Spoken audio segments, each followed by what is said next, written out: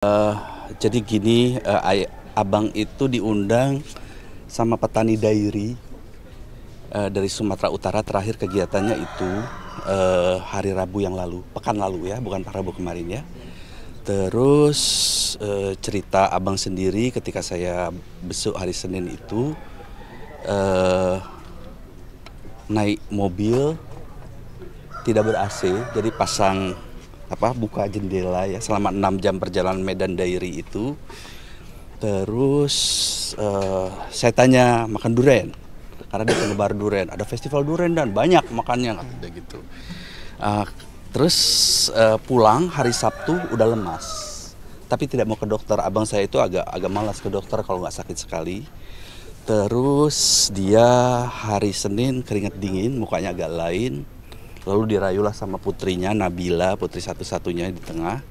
Anaknya 3. Nah, Nabila bilang, ayo ayah ke dokter. Baru mau ke dokter, kita bawa ke rumah sakit Mayapada Kuningan. Lalu ada dokter jantung mendeteksi ada kemungkinan jantung. Jadi mau di kateter. Tapi nggak stabil gula maupun ginjal. Jadi masuk ICU dulu deh biar stabil gitu ya. Hari Senin pagi itu, Senin siang lah. Lalu masuklah ICU sore hari. Hari ini sebenarnya semalam itu sudah membaik, udah mulai stabil. Hari ini rencana kateter 7:30 pagi. Saya udah bersiap untuk kateter, untuk ke sana. Tapi ternyata subuh tadi sudah nggak ada. Keluarga sempat sekitar 2 jam masa emergensinya. Sempat di kateter, dipasang ring 1 tapi tidak menyelamatkan lagi.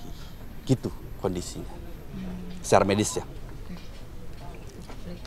Rencana pemakamannya kapan, Pak? Pemakamannya pada asar rencananya di tanah TMP Menteng Pulu, timpa dengan almarhum ayah yang tahun 81 sudah meninggal gitu.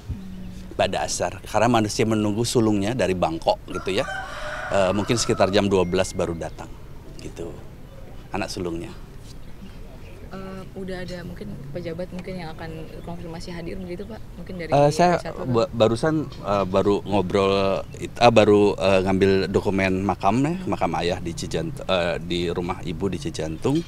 Kata saudara-saudara ada protokol dari Kemenkeu Bu Sri Mulyani karena kan sama-sama dosen ekonomi dulu, sama-sama direktur LPM dulu. Bang Ical sebelum Sri Mulyani kepala LPM, Lembaga Penjagaan Ekonomi Masyarakat itu Bang Ical, baru Mbak Ani gitu.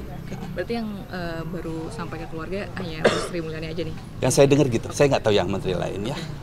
Dan sampai hari ini ya beliau malah kalau kita dengar dan juga saya saksikan kalau ke kantor bahkan cuma naik Gojek begitu dari sini begitu dan kemana-mana dengan profil yang sangat sederhana sekali gitu. Dan terakhir saya kira yang kami lihat dan saksikan ya selalu membina hubungan baik, bahkan kami juniornya dibimbing untuk tetap konsisten ya berada pada ranah yang benar agar tidak salah mengambil satu keputusan, mengambil satu pandangan yang katakanlah memang keluar dari jalur atau pakem-pakem kode etik apalagi. Dan beliau juga mengingatkan kami untuk tentu menjaga marwah ya terutama kami dari beliau pendiri Indef begitu, menjaga marwah lembaga jauh lebih penting dibandingkan yang lain. Mungkin itu catatan dari kami mengenai profil senior kami Bang Faisal Basri. Oke, kalau dari Bapak mungkin sesama pengamat juga. Kita seumur ini ya, kita kenal Faisal itu mungkin tahun 87 kalau saya tidak salah. Saya masih pengurus harian di Yayasan Lembaga Konsumen. Nah, kalau ada persoalan ekonomi dengan urusan konsumen, kebijakan, saya selalu telepon Faisal. Saya tanya, soal ini bagaimana ininya secara ekonomi gitu. Jadi kita sering berhubungan. Terus berjalan kasus waktu kita membenahi busway Transjakarta, kita sama-sama ke Meksiko, ke Bogota, terus kemana lagi. Sama, memang saya kan di kebijakan ya, Faisal di ekonomi. Jadi kalau urusan ekonomi saya selalu kontak Faisal, termasuk bagaimana soal subsidi, ya kan soal penugasan dan sebagainya. Itu saya tanya Faisal.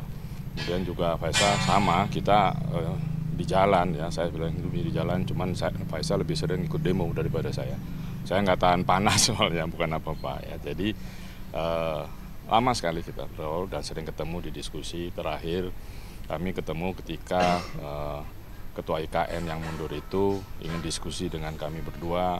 Ya sudah, nah, saat itu almarhum tuh batuk, saya bilang, Sal, berhenti rokok dong, tuh ya, karena enggak, gue nggak apa-apa mas, nggak apa-apa, gitu.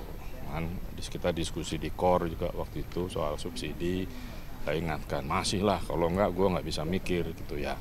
Kita paham lah, ya. Tapi semangatnya itu yang saya kagumi. Terus datanya itu, data yang Faisal punya itu tidak mudah kita dapat. Ini temennya satu kantor pun jarang dikasih, tapi saya biasanya lisan, ini benar mas, ini angkanya benar, oke, gitu ya. Jadi ya ekonom sih ya, ekonometrinya pasti kuat dan sebagainya. Kalau saya kan hanya di polisinya.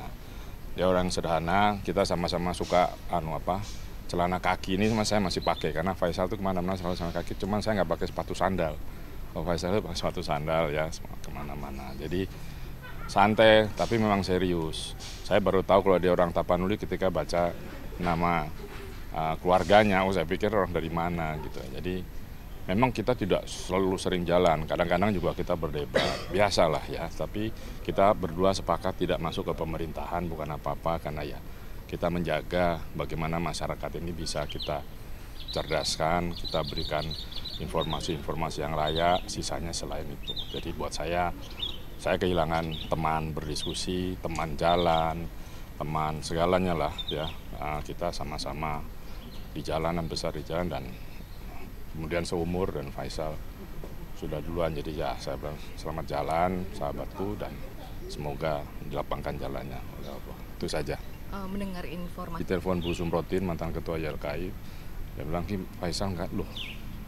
Jadi saya langsung kesini pagi ini. Saya belum pernah kesini karena biasanya kita kalau ketemu di rumahnya di Kebayoran dulu. Ya tapi ya itu saya cukup kaget karena beberapa minggu lalu kami masih berdiskusi, ya jalannya memang gitu ya. Ya sudah, kita harus relakan. Itu sih. Kalau dari Bapak tahu Ya. gimana Pak? Putri beliau ya mengontak staf kantor begitu, dan baru memberitahukan ke saya dan beberapa teman begitu. Yang kami dapatkan informasi beliau kena serangan jantung 2 hari lalu ya, dan sempat dirawat di rumah sakit, tetapi mungkin ya Allah berkehendak lain begitu ya.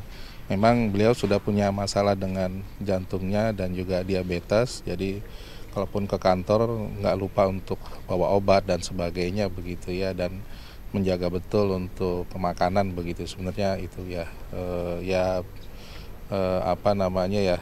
beliau juga tadi mungkin karena rokok dia senang, karena berpikir gitu, dan sedang berdiskusi di ruang terbuka santai dengan kolega maupun kami juniornya begitu.